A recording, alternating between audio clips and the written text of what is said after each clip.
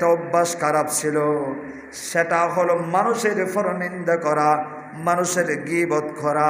মানুষের গীবত করত আর সারাদিন আমার ভাই মানুষের দ্বারা দ্বারা হাঁটতো, একজনের হাতে আরেকজনকে লাগিয়ে দিত এবং মানুষের পরনিন্দা করত, গীবত করত। এই কথা বলার সঙ্গে সঙ্গে রাসূলুল্লাহ বললেন, ও আমার সাহাবী শোনো, তাহলে এই তোমার ভাই গীবতকারীর কবরের মধ্যে আল্লাহ জাহান্নামের আগুন দিয়ে ভরপুর করে দিয়েছে।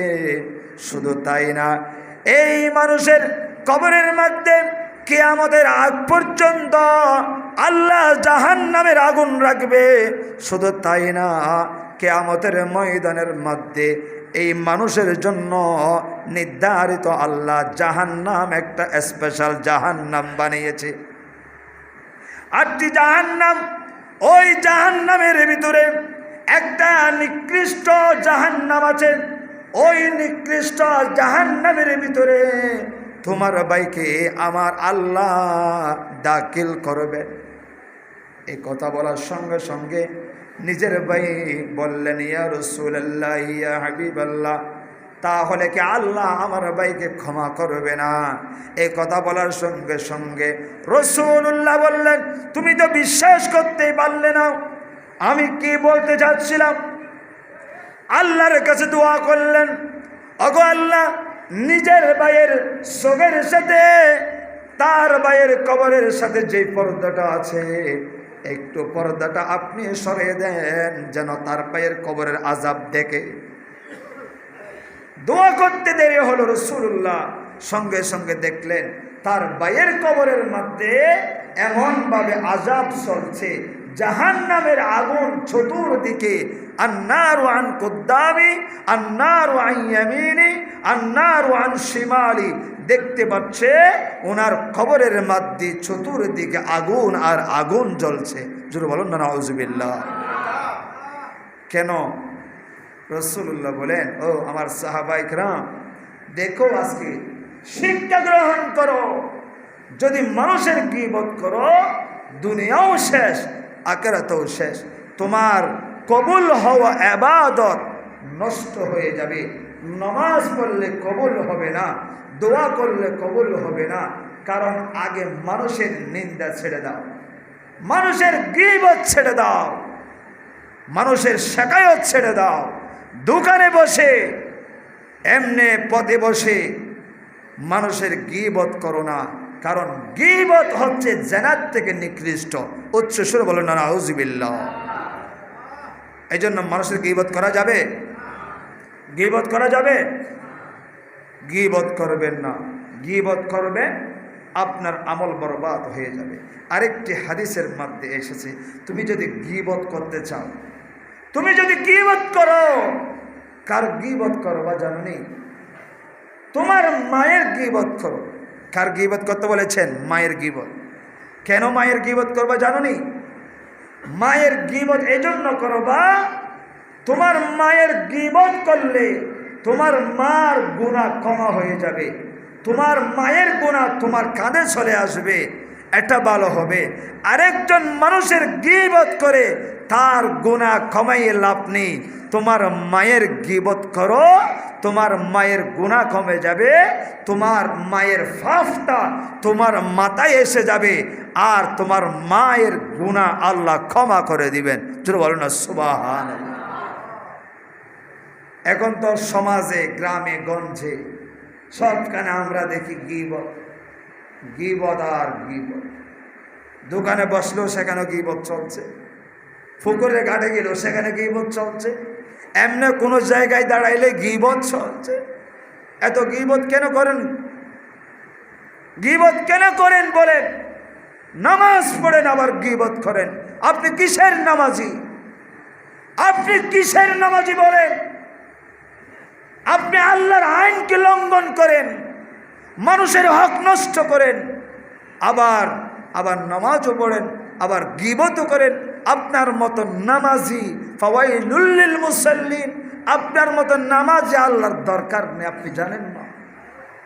আপনি একবার কেন 100বার সিজদা দিলেও কবুল হবে না।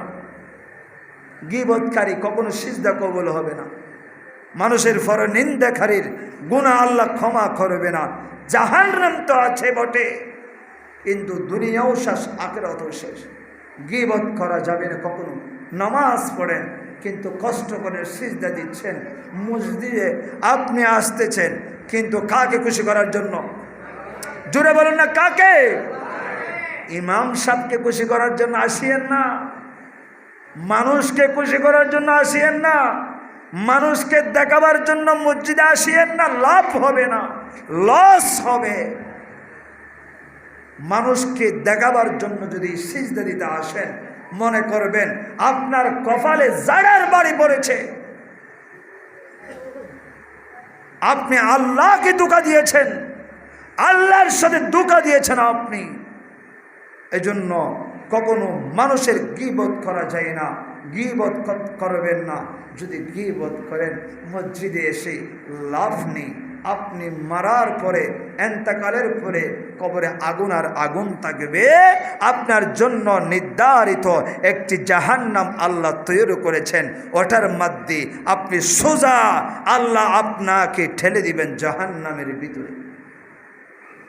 এজন্য দোকানে বসে, ওদিকে বসে, রাস্তায় বসে কারো কখনো গীবত করবেন না। যদি পারেন, হ্যাঁ, সাধ্য যদি থাকে ওনাকে বুঝিয়ে বলবেন, ভাই আপনি এটা করবেন না, ওটা করাই ভালো না। হ্যাঁ, আমি একটা কথা শুনেছি, এটাকে সত্য, জিজ্ঞাসা করবেন। কিন্তু তারপরেও পরনিন্দা, ওনার দোষটা আরেকজনকে কখনো বলা যাবে। সহিহ বুখারীর মধ্যে আরেকটি হাদিস শরীফ এসেছে, রাসূলুল্লাহ সাল্লাল্লাহু আলাইহি ওয়াসাল্লাম বলেন, কিয়ামতের ময়দানে আল্লাহ রব্বুল আলামিন কেমন রহমান, কেমন রহমান। আমরা তো একজনের দোষ একজনে খুঁজি, এটা অত দোষ কেন করি কি, এটা অত বড় অপরাধ কেন করি কি। সনা ৬০-৭০ বছর হায়াতের মধ্যে হত বড় আর নাফরমানি করি, হত অপরাধ করি, এর হলো শেষ সীমানা নাই। মানে অত বড় অপরাধ কেন করি গোস, এন কেন করি গোস। কিন্তু আল্লাহ বলেন, ও আমার বান্দা, যখন তুমি অপরাধ করেছিলা, তুমি যখন পরের হক নষ্ট করেছ, অপরাধের পর অপরাধ করেছ, আমি কাউকে জানাইনি, তোমাকে গেড়ি ধরে আমি ধরিনি, কিন্তু আমি চাইলে তোমাকে ধরতে পারতাম, শরম দিতে পারতাম, আমি করিনি।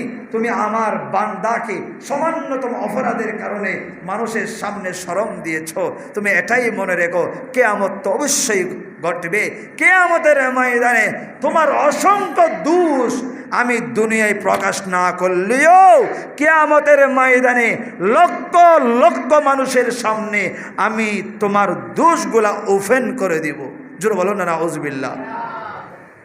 এই জন্য মানুষের দোষ তালাশ করার আগে নিজের বুগুলের দোষ তালাশ করেন, নিজের বুগুলের দোষ তালাশ করেন। মানুষের দোষ তালাশ করিয়েন না, আগে নিজের ভুল স্বীকার করেন, নিজের দোষ নিজে তালাশ করেন। আপনার ঈমান বাঁচার দায়িত্ব আপনার, আপনার ঈমানকে মজবুত রাখা আপনার দায়িত্ব। এটা হুজুরের দায়িত্ব না, আপনার বাবার দায়িত্ব না, আপনার ছেলের দায়িত্ব না। আপনার দায়িত্ব হলো আপনার ঈমানকে মজবুত রাখা, আপনার ইবাদতকে সঠিকভাবে আপনি আদায় করা এবং ইবাদত করা, এটা আপনার দায়িত্ব। যার দায়িত্ব তার কাছে, আরেকজনের কাছে ডিউটি আল্লাহ দেয় নাই। এটা কে বলেছে আপনাদের? এই জন্য একটি কথা মনে রাখবেন, আমি কাউকে আসলে গুসা করে রাগ করে কথা বলছি না, আমার গীবত কেউ করে নেই। তারপর আমি আপনাদেরকে ওসিয়ত করছি, কেন মনে যাচ্ছে আমার বারবার আজকে সারাদিন এই কথাটাই জমাই বলবো আজকে। কেন বলছি? যারা গীবত করেন, গীবত করবেন। গীবতের অনেক মারাত্মক গুনাহ। জেনা না করে যদি জেনার গুনাহ হয়, গীবত করে করে লাভ আছে? কথা বলুন না, লাভ আছে? যদি জেনা না করে যদি জেনার গুনাহ আপনি কামাই করেন, আপনি জেনা করেন নাই, আপনি কোনো বেগানা মহিলার সাথে লিপ্ত হন নাই, কিন্তু তারপরেও আপনার জেনার গুনাহ হচ্ছে, কেন জেনার গুনাহ আপনার মাথায় উঠবে? কেন করবেন? গীবত কেন করবেন? গীবত করলে তো জেনার গুনাহ উঠে যাবে। কেন গীবত করব আমরা? এজন্য নামাজ কবুল হওয়ার অনেক শর্ত আছে, শর্ত মাফিক কাজ করতে হবে। আল্লাহ আমাদের সকলকে পরনিন্দা এবং মানুষের চুগলখড়ি, মানুষের হক নষ্ট এবং গীবত থেকে, মানুষের সমালোচনা থেকে আল্লাহ রব্বুল আলামিন যেন আমাদের সকলকে হেফাজত করেন। প্রত্যেকে বলে আমিন। ওয়া আখিরু দাওয়ানা আনিল হামদুলিল্লাহি রাব্বিল আলামিন। আসসালামু আলাইকুম ওয়া রাহমাতুল্লাহি ওয়া বারাকাতুহু।